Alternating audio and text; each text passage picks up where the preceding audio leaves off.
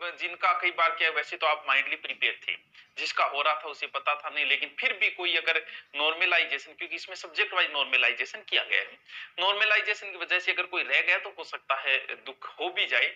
और इसमें ये ना माने कि भी मैं पढ़ाई में कोई कमजोर हूं क्या, और मेरा क्या होगा, और इतने लोग पास हो गए, ये कोई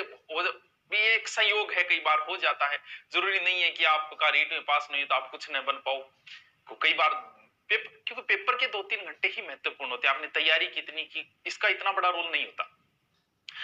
बड़ा रोल जो है वो पेपर में बैठ के हो सकता है। उस समय आपसे सही ओएमआर नहीं भरी गई होगी तो बहुत सारे स्टूडेंट आए, मुझे पता है,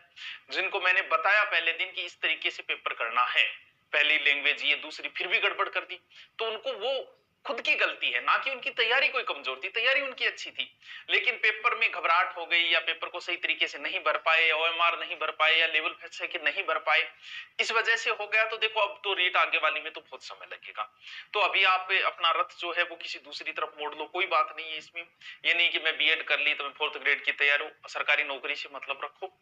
वो चाहे किसी भी ग्रेड की होगी, सरकारी नौकरी सरकारी, बस सरकारी ज्वाई सरकारी ज्वाई।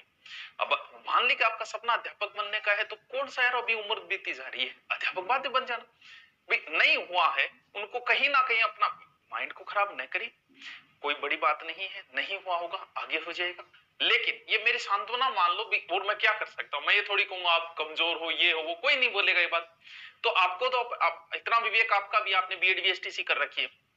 कि ठीक है भी नहीं हुआ 4th ग्रेड की तैयारी कर लेते हैं, क्यों, क्योंकि अपने आप को भी मैनेज करना है, परिवार वालों के ताने भी सुनने को, क्योंकि लगभग मान के चलो कि पास हो गई।